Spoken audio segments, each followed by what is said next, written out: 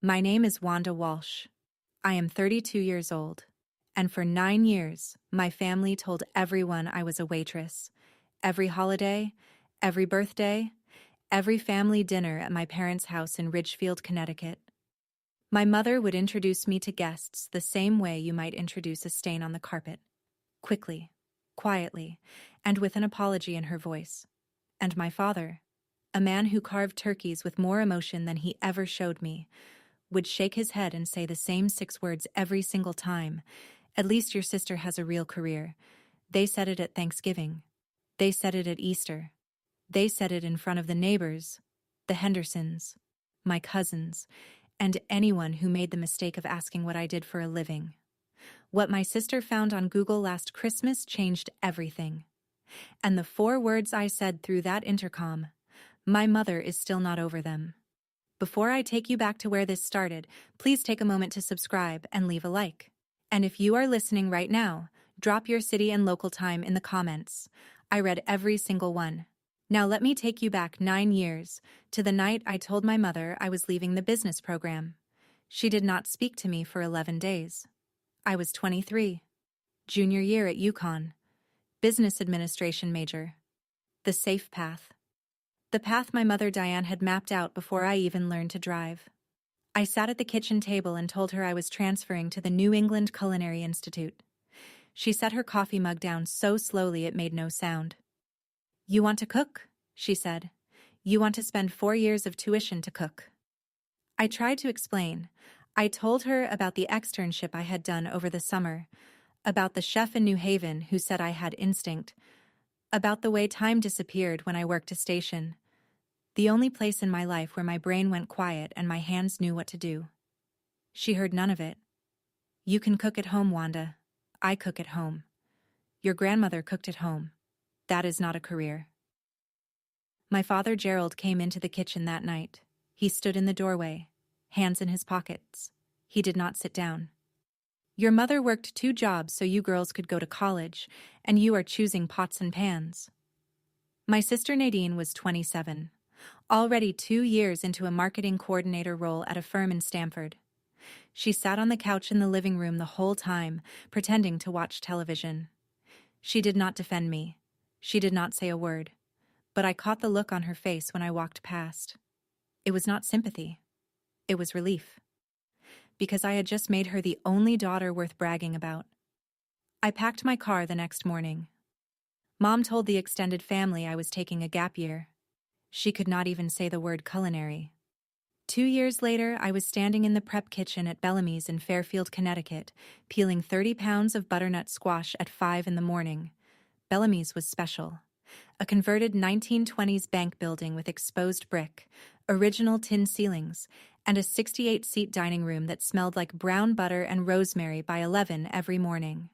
Farm-to-table New England cuisine. The kind of place where couples drove 40 minutes for the halibut and came back the next week for the short ribs. The owner was Marcus Bellamy, 61 years old, former Marine, hands like baseball mitts. He ran the kitchen with discipline and zero sentimentality, and he was the first person in my life who judged me solely by what I produced. One morning, 6 months into my prep cook job, he pulled me aside after service. "Walsh. Chef." He held out a white chef's apron, clean, pressed, the Bellamy's logo stitched on the chest. "Stop wearing the prep cook apron. You earned this." I held that apron like other people hold diplomas. I put it on right there, tied the strings twice because my hands were shaking. It smelled like starch and possibility. My phone buzzed in my locker an hour later. A text from my mother. "Nadine got promoted. Assistant account manager. Just thought you should know." No question about my life. No follow-up. Just a bulletin about the daughter who mattered. I stared at the text for maybe 10 seconds. Then I put my phone back in the locker and went back to the line. The apron stayed on. Thanksgiving that year. My parents' dining room in Ridgefield. The long oak table. The good china. 12 people crammed elbow to elbow. My parents, Nadine, Uncle Henry, Aunt Lorraine, 3 cousins, and the Hendersons from next door. Mom did the introductions the way she always did, loudly, strategically. Everyone, you remember Nadine. She just got promoted at McCormick and Tate. Applause. Nadine smiled her corporate smile. And Wanda is working at a restaurant in Fairfield. She said restaurant the way someone says rash, like she hoped no one would ask follow-up questions. My father carved the turkey. He did not look at me when he said it. At least your sister has a real career. The table laughed. Not cruelly. The way people laugh when something has been said so many times it becomes family furniture. A joke everyone sits on without thinking. I tried. I did try. Actually, I got promoted. I am sous chef now. Mom cut across me. That is nice, honey. Nadine, tell everyone about that client dinner in Manhattan. And just like that, the conversation moved on. Like I had not spoken. Like sous chef was a word in a language nobody at that table bothered to learn. Uncle Henry, my father's younger brother, caught my eye from across the table. He was the only one who did not laugh. He gave me a small nod. The kind of nod that says, I see you. After dinner, while everyone was watching football, he found me in the kitchen doing dishes. What is the restaurant called? Bellamy's. I will stop by sometime. He did. 3 weeks later. Ordered the halibut, left a 40% tip, and never told a soul.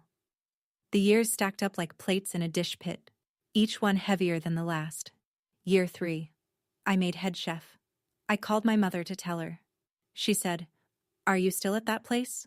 And then asked if I could bring a dessert to Nadine's birthday dinner. Year 4. Bellamy's got a write-up in Connecticut Magazine. 3 paragraphs about the tasting menu. My name in print. I texted Mom the link. She never mentioned it. Year 5. Nadine made senior account director. Mom threw a dinner. I attended. I brought flowers. Dad introduced me to the Henderson's son as the one who works in food service. He said it the way you might say community service. Slightly apologetic. Mildly criminal. Year 6. Marcus Bellamy turned 64. His knees were giving out. His wife wanted him home. He sat me down after a Friday night service and told me he was thinking about retiring. I want to give you first right of refusal, Walsh, on the restaurant and the building. I asked him how much. He wrote a number on a napkin. 4.7 million. I did not sleep that night. I sat in my apartment, a rented 1-bedroom above a dry cleaner, and ran numbers on a spreadsheet until 2 a.m. Every Christmas in between was the same script. Nadine's promotions? Celebrated. My career? Tolerated. The extended family learned to stop asking about me because the answers made my mother uncomfortable. So I stopped offering answers. I stopped trying to explain sous chef, or head chef, or revenue, or margin. I stopped volunteering information about a life none of them wanted to hear about. By year 7, I owned something none of them knew about, and I had no intention of telling them. Marcus and I closed the deal in August. I was 29. The purchase, Bellamy's restaurant, the kitchen, the dining room, and the entire 3-story building it sat in. $4.7 million. I financed it through an SBA loan, 7 years of savings, every cent I had not spent on rent and groceries, and a quiet investment from Uncle Henry. $200,000, properly documented, a handshake and a notarized contract, and a man who believed in me before I had proof. I set up an LLC, Walsh Hospitality Group. The property deed was filed at the Fairfield County Clerk's office under the LLC name. Public record. Anyone with internet access could find it. Nobody in my family ever looked. The first thing I did as owner was renovate the second floor into a private event space. Hardwood floors, floor-to-ceiling windows, seating for $8,000 a booking. The second thing I did was expand the wine cellar. 200 bottles, temperature controlled. The third thing I did was install a new security system at the front entrance, camera and intercom. A small screen in my office showed whoever was standing at the door. A button let me talk to them without opening it. Rosa Gutierrez, my front-of-house manager, 58 years old, been at Bellamy's since before I started, was the only staff member who knew I was the owner. I told her on closing day. She stared at me for a full 5 seconds. You bought the whole building. She shook her head. Girl, and you still bus tables on busy nights. I shrugged. Someone has to. The deed was filed. The LLC was registered. The building was mine. And 26 miles away in Ridgefield, my family went on telling everyone I was a waitress. Rosa asked me once. The question everyone would ask later. Why do you not just tell them? I was reorganizing the dry storage. Cans of San Marzano tomatoes lined up by expiration date. I did not look up. If I told them, what would change? They would know. They would know I am rich. They would not know I am good. And the difference matters to me. I had tested it once. Year 5. I told my mother the restaurant was profitable. I was proud. I wanted to share one small piece of it with her. Her response, that is good, honey, but it is not a career. Nadine just bought a condo in Stamford. A condo, a 2-bedroom condo that Nadine financed with a 30-year mortgage and a cosigner, held up as evidence of success, while I was running a business that cleared $2 million a year and she called it a hobby. That was the moment the decision hardened. Their pride was conditional. It required a job title they could repeat at church without embarrassment.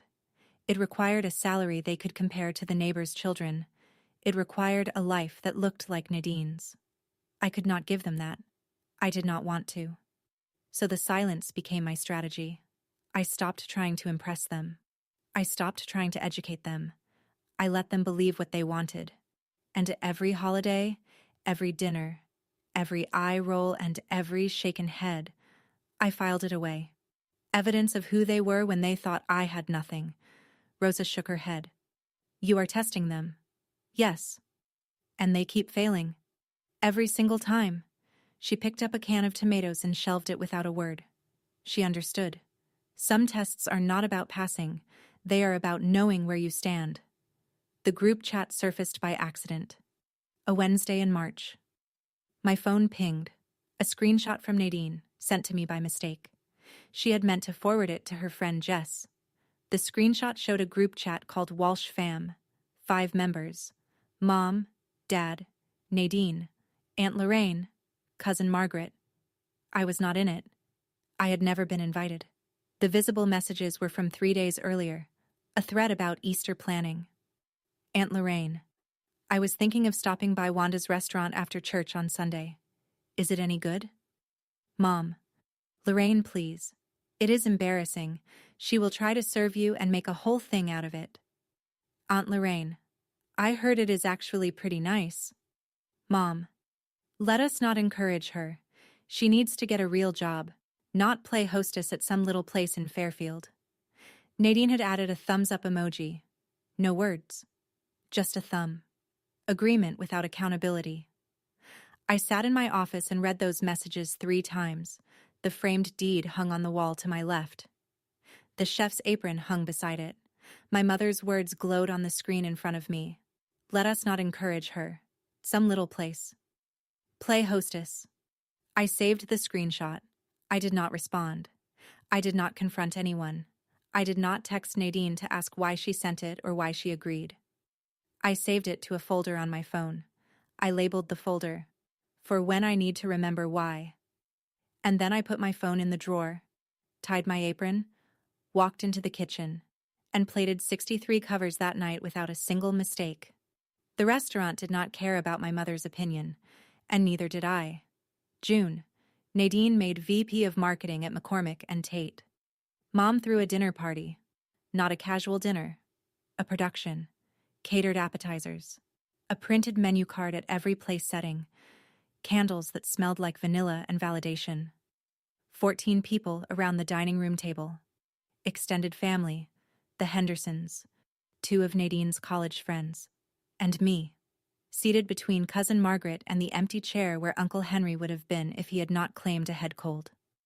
Mom stood up with a glass of white wine. To Nadine, who never stopped reaching for the top, our shining star. She paused. Looked at me. Smiled the way you smile at a child who tried their best and still came in last. And to Wanda, we love you too, honey. The table applauded. For Nadine. The addendum about me got a polite murmur. Later, by the dessert table, Cousin Derek asked me what I was up to these days. Before I could answer, my father materialized beside me, hand on my shoulder, the weight of it like a verdict. "She waits tables," he said. Then the echo. The refrain that had played on loop for 9 years. "But at least her sister has a real career." Derek laughed. It was easier than asking a follow-up question. Across the room, Uncle Henry would have caught my eye, would have given me that small nod. But he was not there. And in his absence, nobody saw me. 6 months later, something happened that made that dinner party irrelevant. Something my sister did on her laptop at 11:47 at night, 2 days before Christmas, that cracked open 9 years of assumptions like an eggshell on a marble counter. By year 9, Bellamy's was one of the top 20 restaurants in Connecticut. Hartford Courant ran a feature. Connecticut Magazine named us a must-visit destination. A food blogger with 300,000 followers called us Connecticut's best-kept secret. I laughed when I read that. She had no idea how right she was. The event space on the second floor was booked 8 months out. Corporate dinners, wedding rehearsals, charity galas. 3 hedge fund firms in Greenwich had us on retainer for quarterly client dinners. $8,000 per event, minimum spend. Revenue that year, $2.1 million. I paid myself a salary of $85,000, modest by any standard, and reinvested the rest. New equipment, staff bonuses, a retirement matching program for anyone who had been with us over 3 years. My morning routine never changed. Unlock the building, walk up to my office, glance at the deed on the wall. $4.7 million in black ink behind museum glass. Check the day's reservations. Review the prep list. Tie the apron. Rosa would bring me coffee at 6:30. We would sit in the dining room before the first delivery truck arrived and go through the day. "You are running a $2 million operation," she said one morning, stirring her coffee. "Your parents think you bus tables." "Correct. That does not bother you?" "It tells me everything I need to know about them." She shook her head, but she was smiling. Stubborn. Just like Marcus. The James Beard Foundation long-listed Bellamy's for a semi-final nomination that spring. I did not tell my family. I printed the notification, framed it, and hung it next to the deed. Another piece of proof that nobody asked to see. The article appeared in September. Fairfield County Business Journal, a roundup of rising ventures in the region. Paragraph 7. Walsh Hospitality Group LLC, managing member Wanda M. Walsh, has emerged as one of Fairfield County's most successful independent restaurant operations anchored by the award-winning Bellamy's in downtown Fairfield. My full legal name. In print. Indexed on Google. Rosa brought the article to my office and set it on my desk like a subpoena. "Your family is going to see this." "My family does not read the Fairfield County Business Journal." "It is on the internet, Wanda. One search." She was right. One search. 5 words typed into Google. That was all it would take. My name, the LLC, the property value. Everything laid out in county records that anyone could access. I sat with it for an hour after Rosa left. I considered calling my mother, telling her myself. On my terms, in my voice. Without the filter of Google algorithms or county databases. But then I remembered the group chat. Let us not encourage her. Some little place. No, I had given them 9 years of chances to ask me a real question about my life, to Google the restaurant, to visit, to show up on a Tuesday and order the halibut the way Uncle Henry did, quietly, without an agenda. They chose not to. The article sat on the internet like a digital time bomb with my full legal name attached, waiting for someone in my family to stumble across it. I went back to the kitchen. I had 64 covers that night, and a new sous chef to train. The bomb could wait. My mother did not just ignore my career. She actively managed the narrative. Uncle Henry's wife Beth told me about the conversation at church. She overheard it after Sunday service, standing in the parking lot. A woman from the congregation asked Diane about her daughters. "Oh, Wanda. She is doing fine. She likes the service industry." Pause. Smile. Some people are just built for that. built for that, like I was a different species, hardwired for carrying plates instead of carrying titles. Beth called me that afternoon. "I thought you should know what your mother is saying." I thanked her. I did not call my mother. There was nothing to say that the deed on my wall had not already said louder. Then came the Christmas card. Every year, Mom sent out a family photo card. This year, the photo was from Nadine's promotion dinner, the one with the catered appetizers and the printed menus. 14 people smiling around the table. I was in the original photo. I know because Nadine posted it on Instagram. But in the card Mom sent to the extended family, I was cropped out. Cut at the elbow. The frame tightened to feature Nadine front and center, Mom and Dad flanking her like proud bookends. I saw the card at Uncle Henry's house. He had it on his fridge, and he had drawn an arrow in Sharpie pointing to the cropped edge. Next to the arrow he had written, "Wanda was here." He caught me staring at it. "Your mother is going to feel very stupid one day," he said, "and I plan to be in the room when it happens." I almost told him right then. Almost. But the test was not over, and they had not stopped failing it. My life outside the restaurant was small, deliberately small. I converted the third floor of the building into a studio apartment, 700 square feet. 1 bedroom, 1 bathroom, a kitchen I almost never used because I ate at the restaurant. Bookshelves lined every wall, cookbooks, business management, a surprising amount of poetry. A rescue cat named Parsley lived on the windowsill. Orange Tabby, missing half an ear, found behind the dumpster during my first year as head chef. She did not judge my career choices. I dated occasionally. A contractor who renovated the event space. A sommelier from a restaurant in New Haven. Nothing lasted. Not because anything was wrong with them, but because the restaurant consumed every hour I was willing to give, and I was willing to give a lot. The restaurant is the love affair right now, I told Rosa when she asked why I never brought anyone to the staff Christmas party. She pointed at me with a bread knife. "That is not healthy," says the woman who has been married to Bellamy's since before I was born. She put the knife down. Touché. I called Uncle Henry every Sunday. He was the one thread connecting me to the family without the weight of performance. We talked about baseball, about his garden, about the restaurant. He never pushed me to tell my parents. He understood. Some evenings I stood on the rooftop of my building. 3rd floor fire escape, looking out over downtown Fairfield. The church steeple. The hardware store. The park where farmers market vendors set up every Saturday. I built this. The thought came quiet and certain. No one handed it to me. No one even believed I could. And somehow, that made it better. Easter. My parents' house. I came straight from brunch service because I could not find a reason to say no, and I had run out of excuses. I was wearing my chef's apron under my jacket. The white one. Bellamy's logo on the chest. I had not had time to change. Mom spotted it the moment I walked through the door. Her eyes went to the apron the way a metal detector goes to a landmine. "Please tell me you did not wear that here." "I came straight from work, Mom." "Take it off. The Hendersons are coming, and I do not want them to think." She stopped. But the sentence finished itself in the silence between us. "You do not want them to think your daughter works with her hands." Nadine was arranging flowers on the dining table. She laughed. "Mom, relax. It is just an apron." But Diane's face said everything the words did not.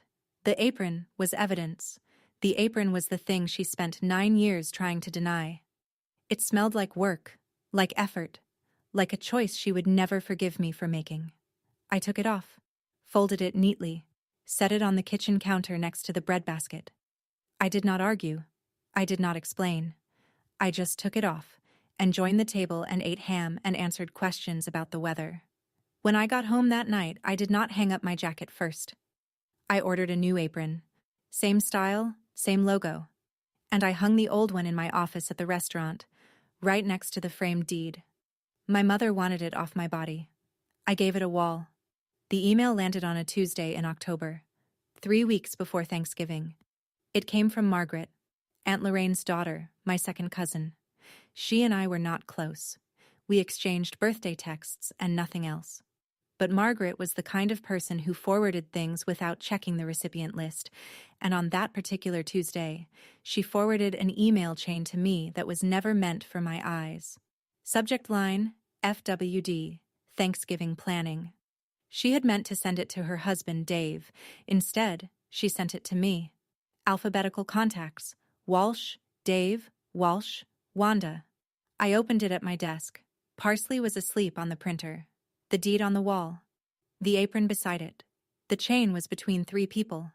My mother, Nadine, Aunt Lorraine, Diane. Put Wanda at the kids' table. I know she is 32, but honestly, she embarrasses me in front of the Hendersons. Last year, Gerald had to explain what she does twice. If someone asks, just say she is in hospitality. It sounds less pathetic. Nadine, in hospitality. Mom, you are terrible, but also kind of right. Aunt Lorraine, Diane, she is your daughter. Diane. And I love her. But loving someone does not mean I have to pretend their choices are not disappointing. I read it 3 times. Slowly. The way you read a verdict. Pathetic. Embarrassing. Disappointing. Written in an email about seating arrangements. Between the woman who gave birth to me, the sister who grew up beside me, and the aunt who at least had the decency to push back. I did not cry. I did not call anyone. I did not type a reply. I took a screenshot. Saved it to the folder on my phone. The one labeled, for when I need to remember why. Then I closed my email. Picked up parsley. Walked downstairs. I had 81 covers that night. The risotto needed finishing. The world kept turning. And I kept it turning with my hands. She wrote pathetic. My own mother. In an email about Thanksgiving seating. If you have ever read something about yourself that you were never supposed to see, something that stripped away every excuse you had been making for them, you know exactly what I felt sitting in that office chair. Drop a comment if you have been there. And if this story is hitting close right now, that subscribe button is right there. I went to Thanksgiving. I sat at the adults' table. They did not follow through on the kids' table plan. Too obvious, maybe.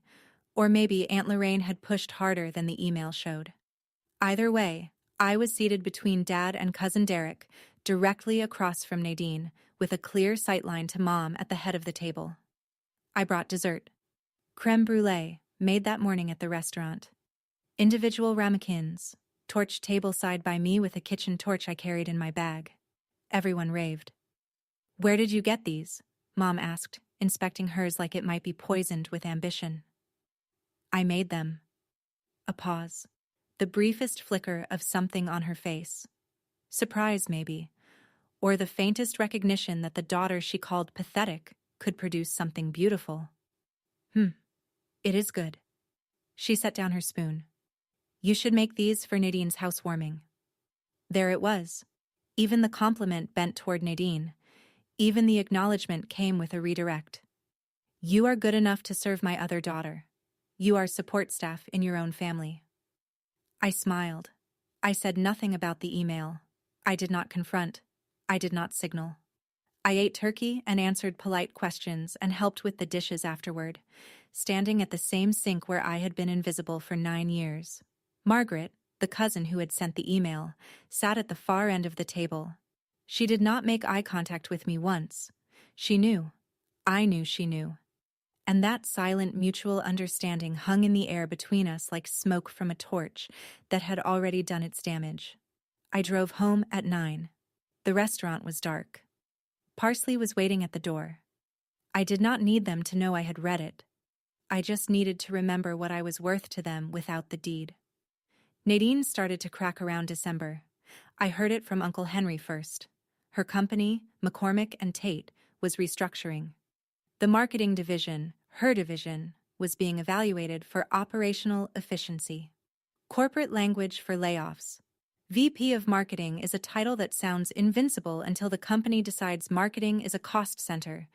Then it becomes the most expensive chair to sit in when the music stops. At the next family dinner, a Sunday in mid-December, Nadine was different. The performance was still there, but the wattage was lower. She laughed at Mom's jokes a beat too late.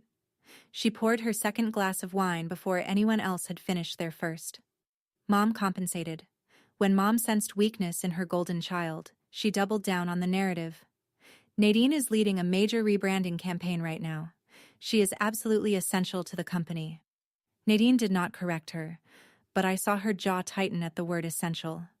I watched my sister across the table and I felt something I did not expect. Sympathy. Not for what she had done to me. The thumbs up emoji, the laughing reply, the years of accepting praise that was built on my diminishment. But for the cage she was in.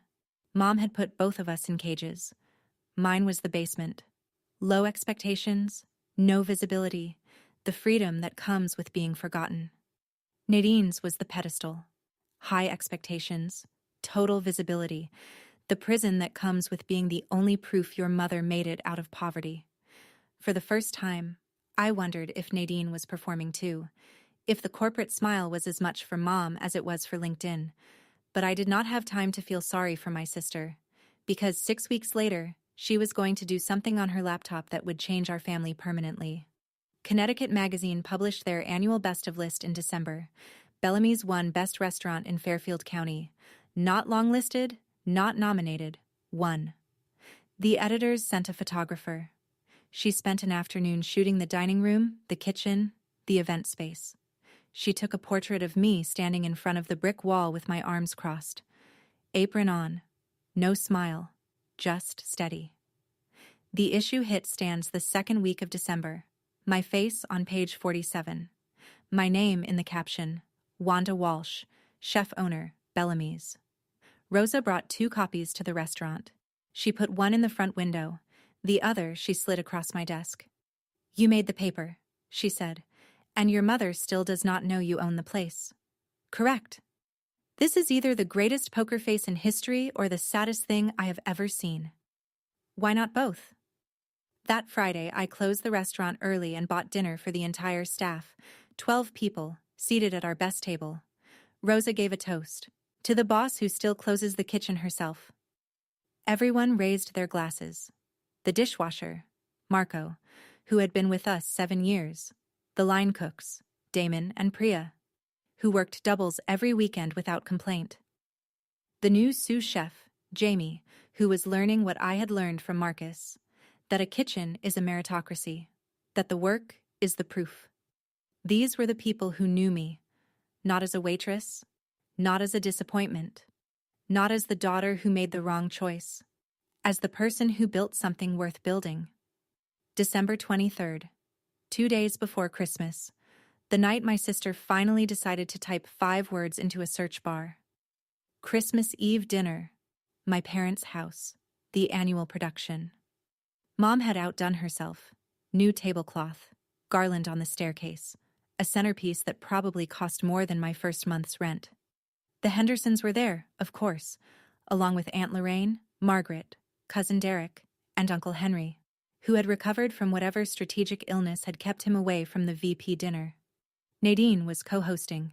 She moved through the party like a woman who had been trained to network since birth. Handshake, smile, pivot, repeat.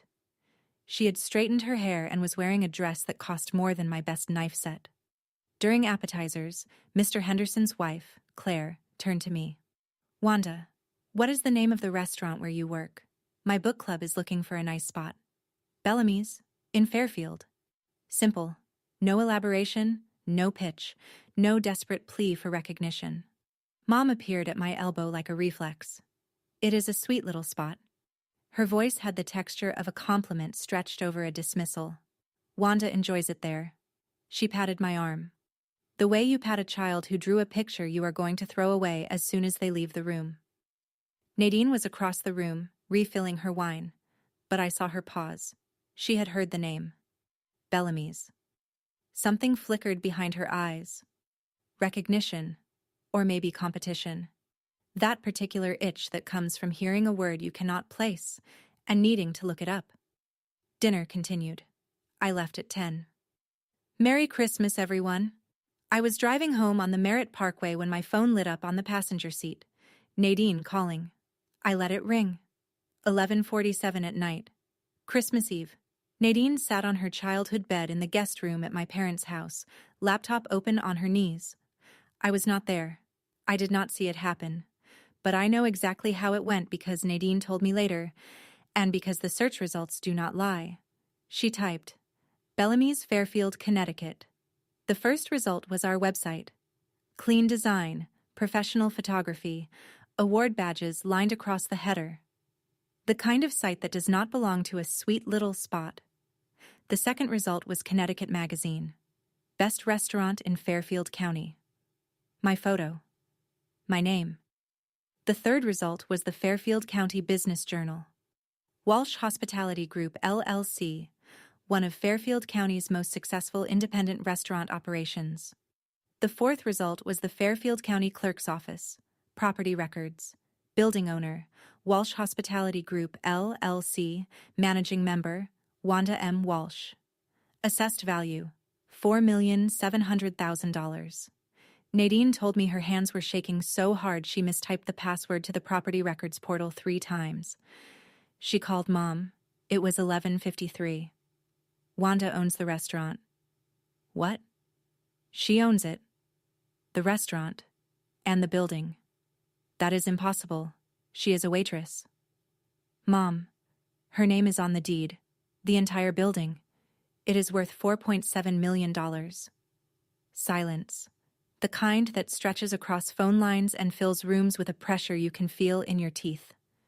Gerald's voice from the bedroom. What is going on? Diane did not answer him. She was already pulling her coat off the hook by the front door. Get dressed, she said. We are going to Fairfield. I was at the restaurant when they left Ridgefield. Christmas Eve, after midnight. Bellamy's was closed for the holiday, but I was there anyway, doing what I always did when the world got loud. I went to the kitchen. Inventory. Prep lists. The particular comfort of counting things that stayed where you put them. My phone sat on the prep station counter. 3 missed calls from Nadine, 2 from Mom, 1 text from my father. We need to talk. 4 words that had never preceded anything good in the history of language. I did not reply. I sat on my prep stool and looked around the kitchen. The stainless steel counters. The walk-in cooler humming. The rack of copper pots Marcus had left when he retired because he said they belonged to the building, not to him. I knew what was coming. Some part of me had always known. The bomb on the internet had been ticking for months. The article, the LLC filing, the property records. They were all there, waiting for someone in my family to care enough to look. I texted Rosa. Merry Christmas, boss, she had written an hour earlier. Whatever happens tomorrow, you built this. I wrote back, Merry Christmas, and I think it is happening tonight. Parsley was asleep on my desk chair upstairs. The deed was on the wall. The apron hung beside it. The intercom screen showed the empty sidewalk outside. I made a cup of coffee. Decaf. Sat in my office. Waited. At 12:14 in the morning, the intercom buzzed. I did not flinch. I looked at the screen. 3 figures on the sidewalk. In the cold. Staring up at a building they had never bothered to visit. The security camera showed them in black and white, but I did not need color to read their faces. Diane stood closest to the door. She was still wearing her Christmas Eve dress, deep green, pearls, heels, with her winter coat thrown over it like an afterthought. Her hair was slightly undone. She had not taken the time to fix it before getting in the car. Gerald stood a step behind her, hands in his jacket pockets. His posture said what his mouth would not. He did not want to be here. He wanted to be in bed. But Diane had decided, and Gerald followed. Nadine was furthest back. She held her phone at waist level, screen still glowing with the property record she had found 40 minutes earlier. Her face was pale even in the grayscale of the camera. The building looked different at night. The stone facade caught the streetlight. The restored windows glowed faintly from the accent lights I left on for security. The brass plaque by the door read Bellamy's, established 2009 in block letters. It was, by any measure, a beautiful building. The kind of building that makes you pause on a sidewalk and wonder who owns it. My mother pressed the intercom button. The buzzer sounded in my office. Wanda, open this door. I watched them on the screen. 3 people I had loved my entire life, standing outside my building, looking up at something they had spent 9 years telling me did not matter. She pressed the button again. Wanda. I set down my coffee. I put my hand on the intercom button. My thumb rested on it for 3 seconds. Then I waited. I let them buzz 2 more times. And then I pressed the button. 3 people on a sidewalk at midnight on Christmas Eve, staring up at a building they told everyone was not worth visiting, staring at a name on a property record they told everyone did not matter. If you know what it feels like to be underestimated by the people who were supposed to believe in you first, this next part is for you. Stay with me. I stood up from my desk, smoothed my sweater, pushed the chair back. The apron was on the wall. The same white chef's apron my mother had told me to take off at Easter. I had washed it and pressed it and hung it in a simple black frame. It was not art. It was not a trophy. It was a record. Proof that the thing she found most embarrassing about me was the thing I was most proud of. The deed hung beside it. $4.7 million in assessed value. Black ink on cream paper behind museum glass. My name in the managing member line. Walsh Hospitality Group, LLC. I did not rehearse what I was going to say. I did not plan a speech. I did not fantasize about their faces or practice devastating one-liners in the mirror. That is not who I am.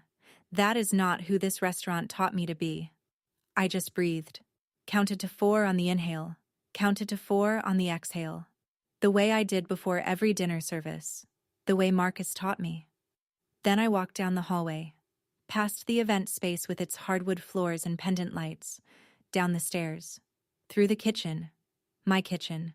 Where the stainless steel reflected the emergency exit lights in thin green lines across the counters. Through the dining room. 68 seats. Exposed brick. The awards on the wall. The brass bar stools. The wine list in leather binders. To the front door. The intercom screen showed them still standing there. Diane had her arms crossed. Gerald was looking at the ground. Nadine was reading something on her phone. I put my hand on the door handle. I did not open it yet. I pressed the intercom button instead. My voice came through the speaker. Steady. Clear.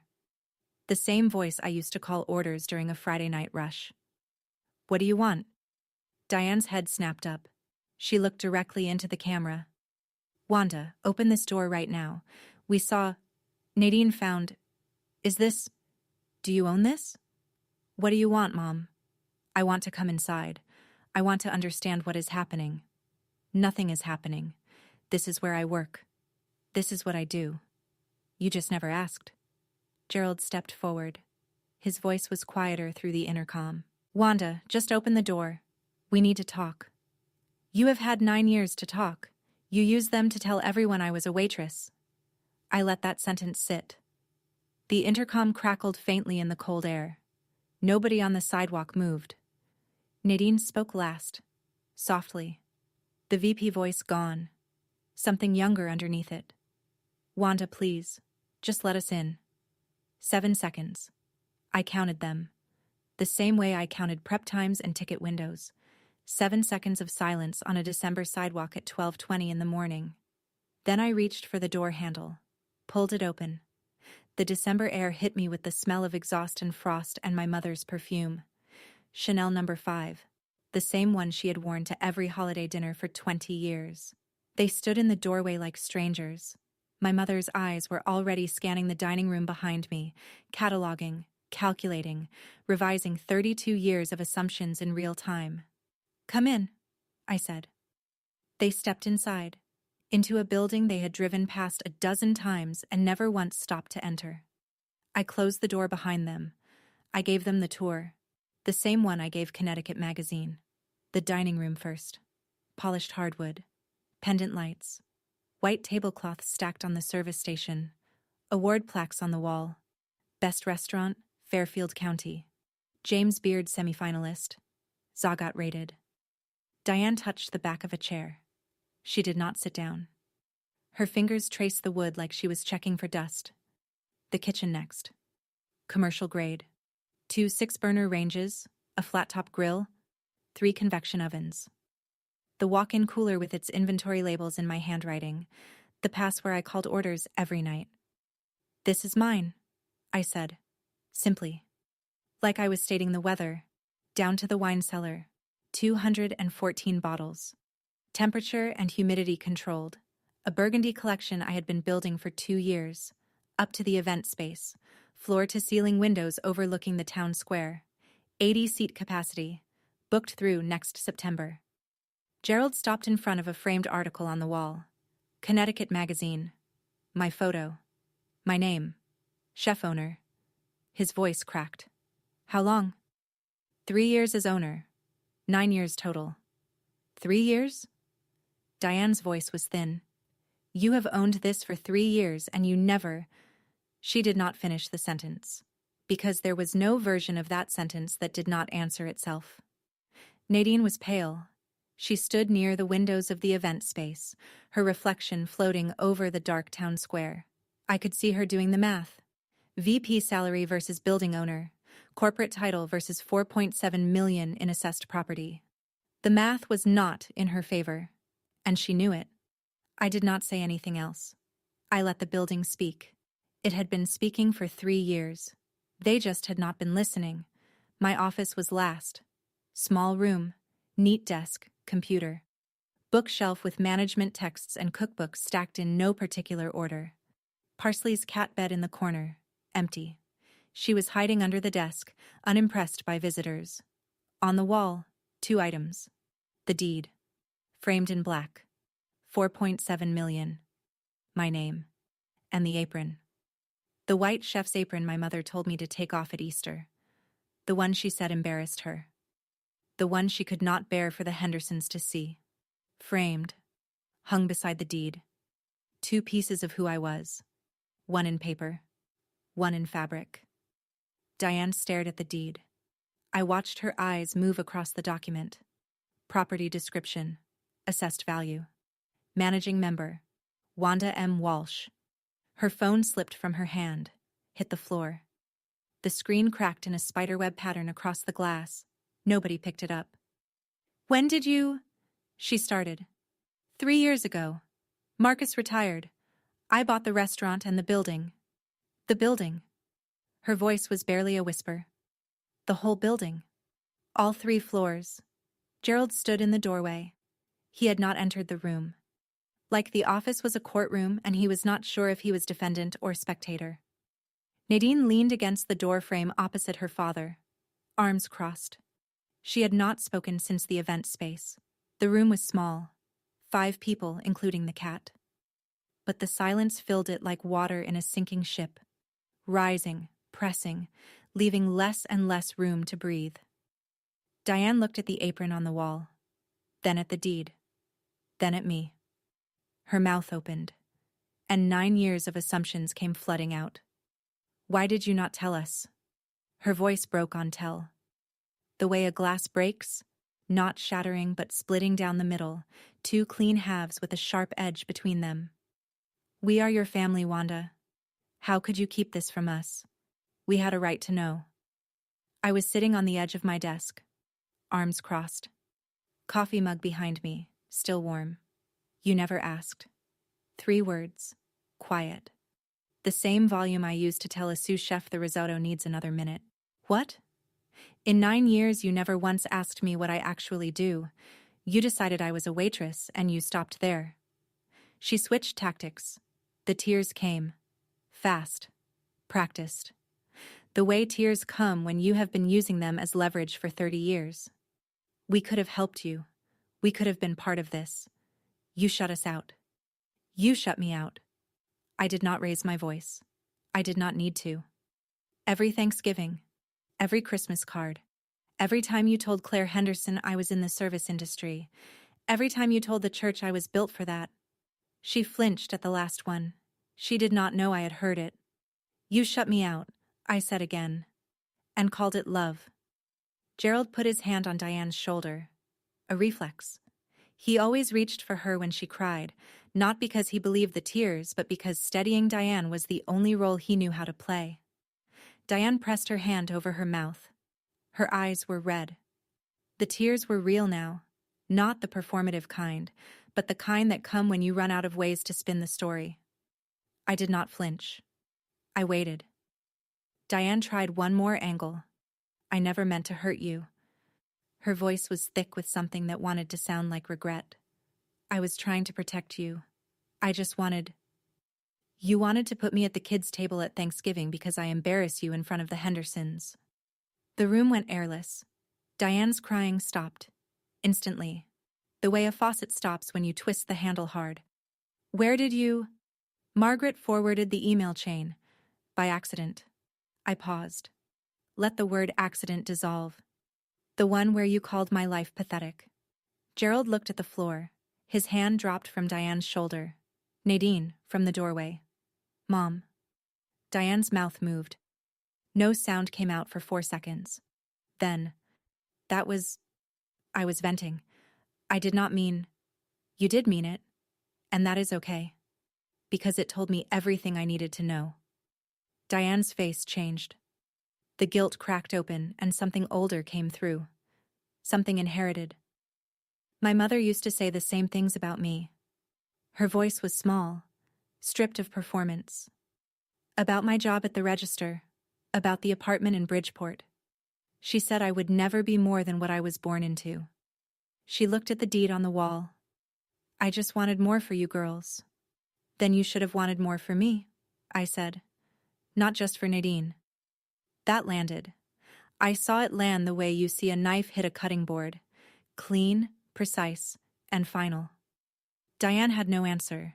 She stood in my office, in my building, in my restaurant, and for the first time in 9 years, she had nothing left to say.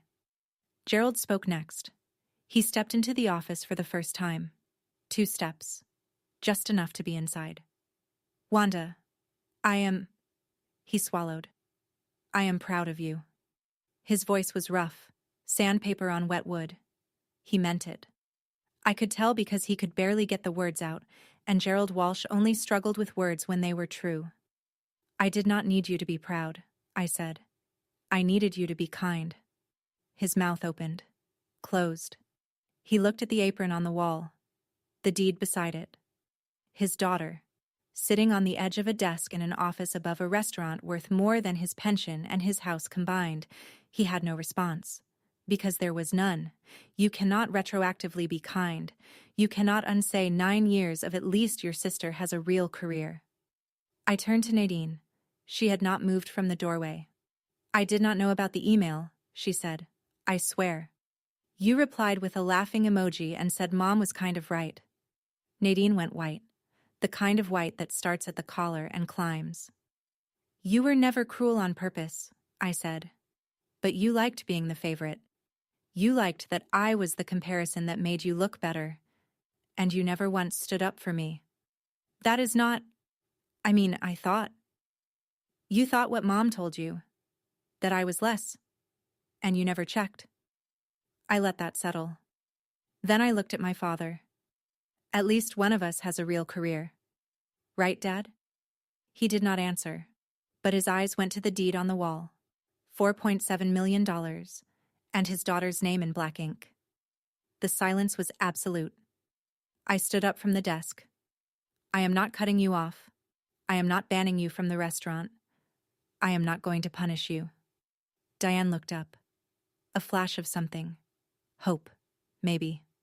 Or relief. The instinct of a woman who expected exile and was being offered terms. But I need you to understand something. I did not hide this to humiliate you. I did not keep it a secret out of spite. I looked at each of them. Mom, Dad, Nadine. 3 people standing in a room with a framed apron and a deed and a sleeping cat and the accumulated weight of 9 years of choices. I kept it quiet because I needed to know if you would love me without it. If you would respect me without the dollar amount. If you would ask me one real question about my life. One question that was not a comparison to Nadine. You can visit. You can eat here. You can tell the Hendersons. I do not care anymore. I pointed to the apron on the wall. But that stays. Because that apron is worth more to me than anything you ever celebrated Nadine for. It means I built this with my hands. My hands. Not an LLC, not a business card. These hands. I held them up. scarred from a decade of knife work and hot pans, calloused at the base of every finger. And the next time someone asks what I do, you can tell them the truth, or you can keep telling them I am a waitress. Either way, I will still own this building in the morning. I walked them to the front door, opened it. The December cold came in like an exhale. "Merry Christmas?" They walked out. Diane looked back once. I closed the door. I locked the door, turned off the dining room lights, walked back upstairs. Parsley had come out from under the desk and was sitting on my chair, blinking at me like she had personally orchestrated the entire evening and was waiting for a performance review. I sat down, picked her up, set her on my lap. The building was silent, the kind of silence that feels earned, like the quiet after a long service when every plate has been sent and every station is clean and you can finally hear yourself breathe. My phone buzzed. "Uncle Henry, I heard something happened. You okay?" I typed back. "Better than okay." His reply: "I have been waiting 9 years for this call." I laughed. Quiet. Alone in my office with a cat and a deed and the faint smell of coffee. Christmas morning. For the first time in 32 years, I did not go to my parents' house. Instead, I opened the restaurant. Not for the public, for my staff. A private Christmas brunch for the 12 people who knew me best. Rosa, Marco, Damon and Priya, Jamie, the bartender, the hosts, the people who showed up every day and never once asked me to justify the apron. I cooked. Eggs Benedict with smoked salmon, fresh squeezed mimosas, cinnamon rolls from a recipe Marcus had given me his last Christmas at Bellamy's. Rosa sat at the head of the table. She looked at me over her mimosa. "How does it feel?" I thought about it. Really thought about it. Like I finally took off an apron I did not want to wear. She raised her glass. "Merry Christmas, boss." "Merry Christmas." January came quiet. The way January always does. Cold, sober, stripped of decorations. My mother texted on January 14th. "Can we come for dinner? Not can we talk? Not can we explain? Not can we apologize? Dinner. At the restaurant." I said yes. They came on a Tuesday. The quietest night of the week. 7 other tables occupied. Background noise of cutlery and low conversation. Diane was different. Not transformed. Transformation takes years and usually a therapist and sometimes a mirror you cannot look away from. But quieter. She studied the menu without commenting on prices. She ordered the halibut. She did not compare it to anything Nadine had accomplished. Gerald ordered the steak. When it arrived, he cut a piece, chewed, and said, "This is really good." Simple.